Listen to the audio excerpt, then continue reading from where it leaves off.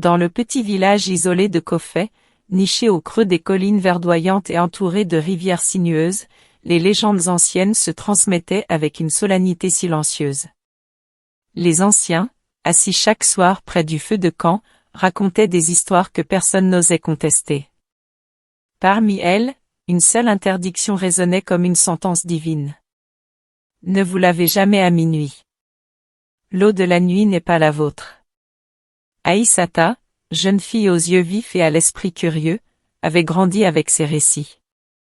Depuis son enfance, elle avait écouté les murmures des anciens avec un sourire en coin, les juges naïfs, dépassés par des histoires de fantômes et d'esprits aquatiques.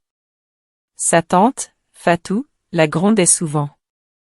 Aïssata, écoute. Même si tu ne vois rien, le puits te regarde toujours. Tu ne comprends pas ce qui se cache dans l'eau après minuit. Mais Aïssata haussait les épaules. Elle aimait la logique, la certitude, et non ces superstitions qui semblaient tisser d'ombre et de peur. Pour elle, ces récits étaient des avertissements pour empêcher les enfants de se laver trop tard ou de troubler l'eau pour des raisons triviales. Pourtant, la curiosité est un feu qu'aucune prudence ne peut éteindre. Cette nuit-là, le ciel était dégagé, baigné par la lumière argentée de la pleine lune. Les étoiles scintillaient comme autant d'yeux observateurs, et la brise nocturne transportait l'odeur des fleurs de jasmin et de la terre humide. Les villageois dormaient déjà, bercés par les chants des grillons et le clapotis discret de la rivière voisine. Aïssata, frustrée par une dispute avec sa tante, se sentit envahie par un mélange de colère et de rébellion. Elle avait promis à Fatou qu'elle irait se laver après le dîner, mais elle avait attendu, cachée, que la nuit tombe complètement. Quand l'horloge du vieux village sonna minuit, Aïssata prit sa calebasse et s'avança vers le puits. Chaque pas sur la terre humide semblait faire trembler l'air autour d'elle. Les branches des arbres craquaient, le vent s'arrêta soudainement, et même le chant des grillons s'éteignit. Une impression étrange la saisit, comme si le village retenait son souffle. Elle plongea le seau dans l'eau noire du puits. Le liquide reflétait la lune avec une clarté surnaturelle. Mais quelque chose n'allait pas, l'eau paraissait bouger d'elle-même, formant de légères ondulations comme si quelqu'un ou quelque chose respirait dessous. Aïssata frissonna. Elle secoua la tête, convaincue qu'il ne s'agissait que d'une illusion. Elle versa l'eau sur ses épaules. Au contact, elle sentit un froid glacial, un frisson qui ne venait pas seulement de l'eau, mais de quelque chose de vivant, de présent autour d'elle. Puis le murmure arriva. D'abord subtil, imperceptible, un souffle léger, comme une brise caressant ses oreilles. Puis plus distinct. Tu m'as réveillé. Aïssata s'arrêta net. Ses yeux scrutèrent l'obscurité autour d'elle. Rien. Seulement la lumière lunaire sur la cour déserte. Son cœur battait à tout rompre. Elle voulait appeler sa tante, mais sa voix semblait prisonnière de sa gorge. L'eau du seau bouillonnait à présent comme un liquide en ébullition, et des bulles sombres s'échappaient à la surface. Elle recula, trébucha, et la calebasse bascula sur le sol, éclaboussant l'eau partout. Puis elle la vit. Une silhouette se dessinait lentement dans le reflet de l'eau. Une femme, mais pas tout à fait humaine. Ses yeux brillaient d'un éclat argenté, ses cheveux flottaient comme s'ils étaient sous l'eau, et sa peau était pâle, presque translucide. Elle levait une main vers Aïssata, comme pour la toucher à travers l'espace et le temps. L'eau à minuit, ne pardonne pas. Tu as lavé ce que tu ne devais pas toucher. Le souffle de la silhouette glaciale effleura le visage d'Aïssata.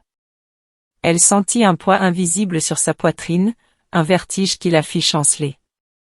Les grillons reprirent leur chant, mais cette fois, ils semblaient distordus, comme s'ils provenaient d'un autre monde. Aïssata recula jusqu'au mur de sa maison, incapable de détourner le regard. Ses jambes tremblaient. La silhouette avançait doucement, glissant sur le sol comme de l'eau qui s'écoule. Chaque pas produisait un léger clapotis, comme si l'eau l'accompagnait partout où elle allait. Le temps sembla s'étirer. Une éternité condensée en quelques secondes. Puis la présence disparut. Il ne resta que le silence. Mais ce silence était oppressant, chargé de quelque chose d'indéfinissable, d'ancien et de malveillant. Le lendemain matin, les villageois découvrirent la scène. La cour était inondée, les murs de la maison humides, et Aïssata assise au centre, immobile, le regard vide, murmurant encore. Elle m'a lavé. Personne n'osa lui demander ce qui s'était passé. Les anciens se contentèrent de secouer la tête, murmurer des prières et répéter l'avertissement. Ne vous lavez jamais à minuit. L'eau n'est pas à vous. Les jours suivants, Aïssata ne parla plus. Ces nuits étaient peuplées de cauchemars où l'eau l'engloutissait, où la silhouette argentée la suivait dans chaque reflet, chaque flaque, chaque miroir. Les villageois racontaient qu'elle ne regardait plus jamais son reflet dans l'eau, et que lorsqu'elle buvait, ses yeux semblaient voir quelque chose que les autres ne pouvaient percevoir. L'histoire se répandit rapidement dans les villages voisins. Les enfants tremblaient en approchant du puits à la tombée de la nuit. Les mères racontaient à leurs petits que l'eau n'appartenait pas aux vivants après minuit, que certains secrets de l'ancien monde étaient trop dangereux pour être dérangés. Mais Aïssata savait, et chaque nuit, dans le silence de sa maison, elle entendait toujours ce murmure, comme un écho lointain qui la rappelait à l'ordre. Tu m'as réveillée. Et même si la peur la rongeait, une partie d'elle se demandait si l'interdit n'avait pas été là pour éveiller quelque chose qui avait toujours attendu qu'elle ose franchir la limite. Les jours s'écoulèrent lentement pour Aïssata. Le village reprit son rythme quotidien, mais un voile sombre semblait avoir recouvert la maison de la jeune fille. Même le soleil semblait hésiter à entrer par ses fenêtres. Les voisins évitaient de croiser son regard, de peur que le mal qu'elle avait réveillé ne les atteigne. Aïssata, elle, sentait la présence partout. Dans le reflet de l'eau, dans le miroir de sa chambre, dans le verre de sa tasse de matin, et surtout dans ses rêves. Chaque nuit, elle revivait l'épisode du puits. La silhouette argentée, immobile dans l'eau, la fixait avec ses yeux d'une profondeur glaciale, et le murmure résonnait comme un écho dans sa tête. Tu m'as réveillée, maintenant tu dois comprendre. Un soir, incapable de supporter le silence oppressant et les cauchemars incessants, Aïssata décida de chercher des réponses. Elle se rendit chez l'ancien du village, Mamadou, un vieil homme aux cheveux blancs et aux yeux perçants qui semblait lire les secrets du monde rien qu'en regardant quelqu'un. Mamadou, je ne peux plus rester seul. Cette nuit-là, j'ai vu quelque chose dans l'eau, et maintenant, je sens qu'elle est là, partout. Que dois-je faire? Le vieil homme fronça les sourcils et s'assit lentement sur son banc. Il soupira, comme si le poids des siècles pesait sur lui. Aïssata, ce que tu as réveillé n'est pas un simple esprit. C'est un gardien ancien, une présence de l'eau qui protège un secret que notre village connaît depuis des générations. Ce n'est pas une punition, mais un avertissement. L'eau à minuit ne se lave pas, car elle révèle ce que l'âme doit voir. Aïssata secoua la tête, confuse et effrayée. Mais, je ne voulais pas, je ne savais pas. Mamadou posa sa main ridée sur son épaule. Les avertissements sont là pour ceux qui connaissent la légende. Mais maintenant que tu l'as vu, tu dois aller au bout. Comprendre le secret. Sinon, la présence ne te laissera jamais tranquille. Les mots du vieil homme résonnèrent dans l'esprit d'Aïssata.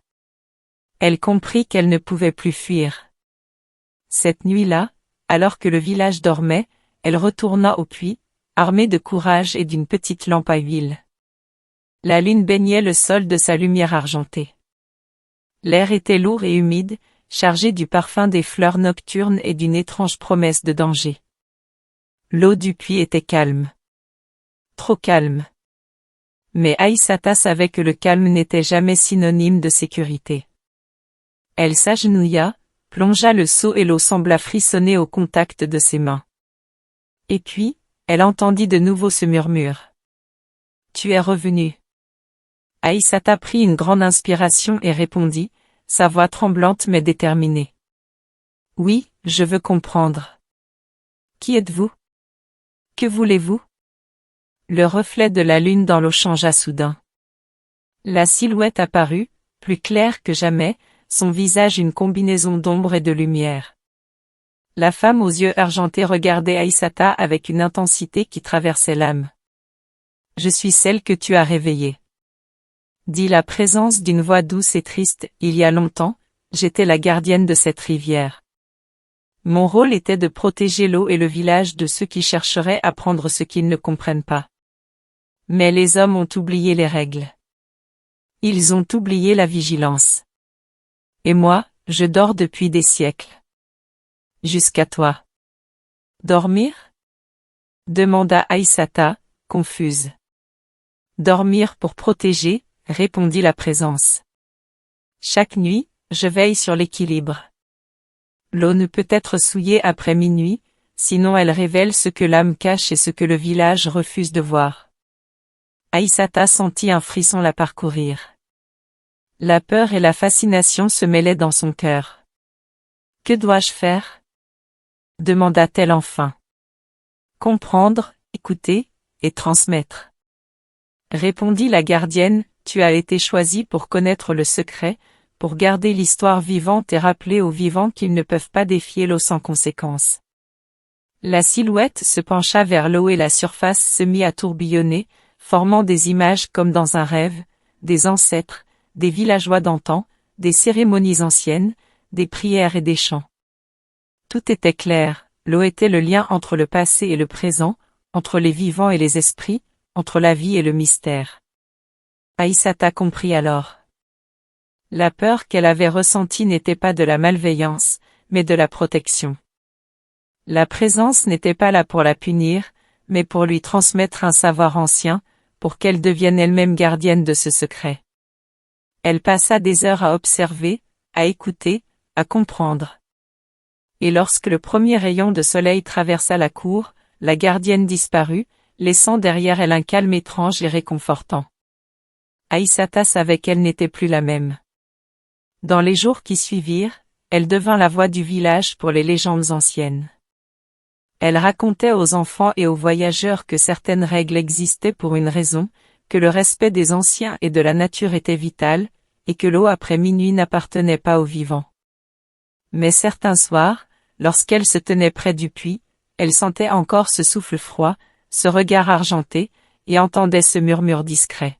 « Tu as compris, mais n'oublie jamais. » Le village retrouva peu à peu sa sérénité. Les habitants respectaient à nouveau l'interdit du minuit. Les enfants ne s'aventuraient plus seuls au puits après le coucher du soleil. Les anciens souriaient avec un mélange de fierté et de soulagement. Et Aïssata, elle avait appris que certaines curiosités ne doivent pas être réprimées, mais qu'elles exigent un courage et un respect immense. Elle avait touché le mystère, effleuré le monde des esprits, et en était revenue transformée, consciente de la fragilité entre le visible et l'invisible.